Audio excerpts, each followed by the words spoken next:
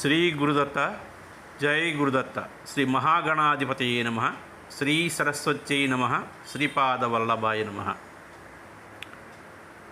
ఆధ్యాత్మిక బంధువులు అంతమందికి కృతజ్ఞతాపూర్వక అభివందనాలు తెలియజేసుకుంటూ, పొగడ్తలకి పొగడడం, కుంగిపోవడం, విమర్శలకి కుంగిపోవడం, ఇది సహజంగా మానవుడి తాలూకా సహజ నైజం, అంటే సహజమైనటువంటి లక్షణం. అభినందనల్ని ఆహ్లాదంగా ఆహ్వానిస్తూ ఆస్వాదించగలుగుతున్నప్పటికీ అవమానాల్ని అంగీకరించలేకపోవడానికి కొన్ని కారణాలు ఉన్నాయి. సాధారణంగా మనుషులంతమందికి కూడా మనల్ని పొగడాలి, నేను చెప్పినటువంటి విషయమే అందరూ మంచిది అనుకోవాలి, సమాజంలో అందరూ నా దగ్గరికి సలహాల కోసం రావాలి అని అనుకునేటువంటి మనస్తత్వం కలిగినటువంటి వాళ్ళు చాలామంది ఉంటారు. ఇతరులు మనల్ని విమర్శిస్తున్నారు అంటే అందులో ఎంతో కొంత నిజం ఉండే ఉంటుందని గ్రహించాలి. కొన్ని సందర్భంలో ప్రశంసలను మనం ఏ స్థాయిలో అయితే మనం పొగుడుకుంటున్నామో విమర్శలను కూడా అదే స్థాయిలో మనం గ్రహించగలిగినటువంటి స్థాయిలో ఉండగలగాలి.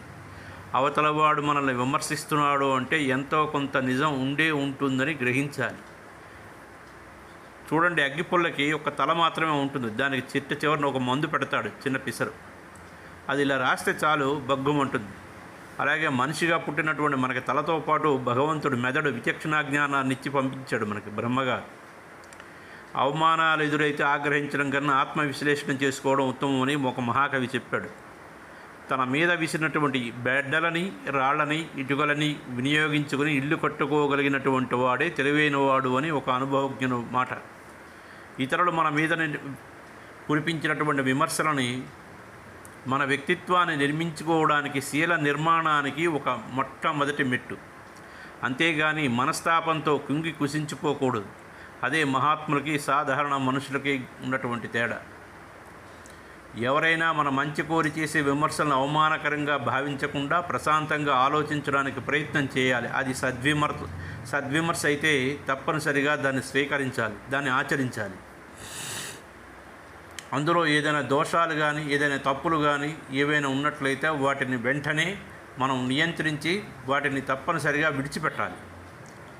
ఒకసారి అబ్రహం లింకన్ సైనిక దళాలను విభజించే విషయంలో ఆ ఉత్తర్వును జారీ చేశాడు. ఆ నిర్ణయం తప్పని తెలిసినటువంటి మిలిటరీ జనరల్ స్టాంటన్ లింకన్ ఓ మూఢుడు అని అవమానించాడు. ఆ విషయం విన్నటువంటి లింకన్ బాధపడకుండా స్టాంటన్తో విషయాన్ని వివరంగా చర్చించాడు.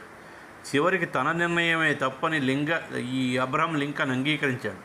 కాబట్టి మనకు మేలు చేసే విమర్శల్ని సావధానంగా ఆలోచించి సరిదిద్దుకోవడం మంచిది.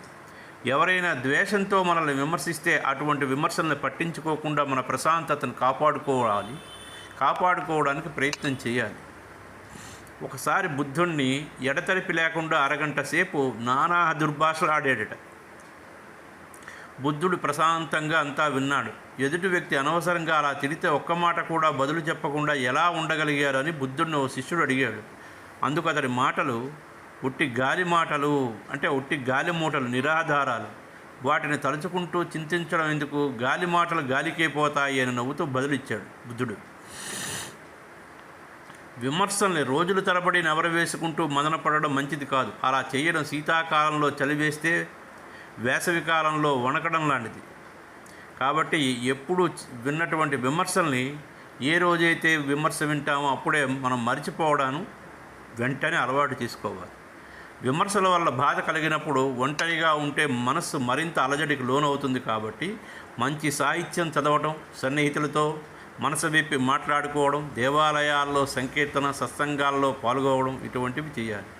ఇవన్నీ చేసినట్లయితే ఈ దుర్విమర్శల నుంచి, ఈ అస్త్రాల బారి నుండి మనల్ని మనం రక్షించుకోవచ్చు. మనల్ని విమర్శిస్తే ఎలా స్పందిస్తామో, ఆ విమర్శ నిజమైనది, నిర్మాణాత్మకమైనది అయినా దాన్ని అంగీకరించడం మనకి కష్టంగా తోస్తే మనలో లోటుపాట్లని, బలహీనతల్ని సరిచేసుకోవడానికి మనం ప్రయత్నం చేయాలి. జీవితంలో పురోభివృద్ధి సాధించడానికి మనం సంకోచించకూడదు. బయటి వాళ్ళు మనల్ని ఏమిటంటున్నారో అని మనం దిగులు పడకూడదు. ఎప్పుడూ మన గురించి ఆలోచించడం తప్ప ఇతరులకు వేరే పని ఉండదా? డేల్ కార్నెగీ చెప్పినట్టు వారిని చికాకు పెడుతున్నవి వారి సొంత సమస్యలు కావచ్చు కదా. వాళ్ళు మన గురించి కటువుగా మాట్లాడారే అనుకోండి, మన పరిస్థితిని చక్కగా పరిశీలించి అర్థం చేసుకుని ఆ తర్వాత మనల్ని విమర్శించారని మనం అనుకుంటే మనల్ని ఇబ్బంది పడక్కర్లేదు. దీనికి కన్నడంలో ఒక సామెత ఉంది, తప్పులెంచేవారు మంచి పనులన్నిటిలో కూడా తప్పు పడతారు. ఇతరులకి నిజమైనటువంటి ప్రేమ కరుణ లేనప్పుడు మీ త్యాగం వాళ్ళు ఎలా అర్థం చేసుకుంటారు? మీ గురించి ఇతరులు చేసే విమర్శలలో కొంత నిజం ఉందేమో, కానీ విమర్శలు చాలా వరకు ఊహాగానాలు. ఇతరులను మెప్పించాలనే కోరికతో కావచ్చు, ఇతరులను అవమానించాలనే కోరికతో విమర్శలు చేస్తూ ఉంటారు. చాలా వరకు విమర్శలకి కారణాలు విమర్శకుల అసహనం, అసూయలే వక్రబుద్ధితో ఇతరులను బాధించి వాళ్ళ ఆనందాన్ని, పైశాచికత్వాన్ని పొందుతారు. అటువంటి వారి విమర్శల వల్ల మీరు నిజంగా కలత చెందితే మీకు ఆత్మవిశ్వాసం లేదు అని అర్థం. మీరు మీ బాధ్యతను చక్కగా ఎరిగి ఆత్మవిశ్వాసం కలిగి ఉంటే ఇతరులు చేసే అన్యాయపు విమర్శల్ని మిమ్మల్ని ఏమాత్రం ప్రభావితం చేయలేవు. అటువంటి విమర్శకుల గురించి మీరు ఒక విషయం తప్పకుండా తెలుసుకోవాలి. వాళ్ళు పరుల్ని విమర్శించినప్పుడు వారి అహంభావం అధికమవుతుంది. ఇతరుల్లో తప్పులెంచే వాడికి తాను అధికుణ్ణనే భావం ఉంటుంది. కొన్ని సందర్భాలలో తామేమీ తెలివి తక్కువ వాళ్ళం కామనే భావాన్ని కలిగించడం ద్వారా విమర్శకుల అహంకారాన్ని సంతృప్తి పరుస్తాయి. అక్కడికక్కడి వాడి ఆనందం పొందుతాడు తాత్కాలికంగా నలుగురిలోని. తమకన్నా సమర్థవంతుల్ని, తమకన్నా జయప్రదం పనిచేసిన వారిని విమర్శించడం అందరికీ ఒక విధమైనటువంటి ఆనందాన్ని కలిగిస్తుంది. కొందరు తమకు భాష మీద పట్టుందని చూపించడానికి విమర్శిస్తూ ఉంటారు. చేసేటప్పుడు తాము ఏ విధంగా విమర్శిస్తున్నామో వారికి అర్థం కాదు. విమర్శలన్నీ పట్టించుకోకుండా ఉండగలరు. మేధావులు, తెలివైన వాళ్ళు అనే చెప్పబడేవారు కొందరు ఇతరులకి సుగుణాలని అంటే మీ సంతోషాన్ని, మానసిక ప్రశాంతతను వేరొక మాటలు అసమర్థులమని అంగీకరించడమే అనుకుంటారు. అందుచేత ఇక్కడ మనకేమిటంటే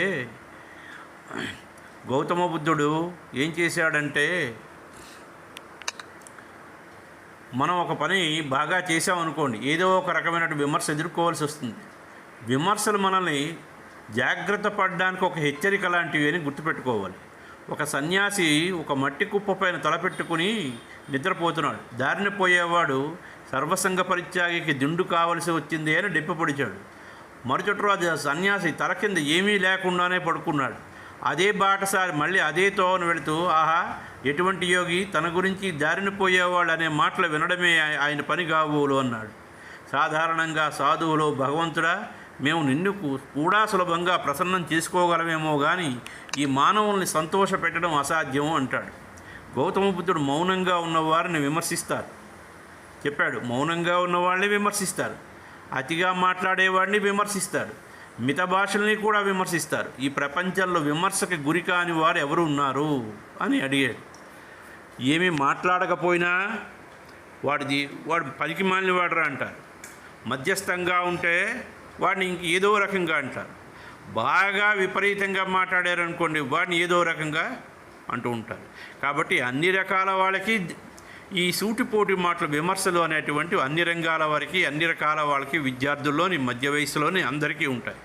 కాబట్టి ఇందులో ఎక్కడా కూడా ఎటువంటి బాధపడవలసిన అవసరం లేదు.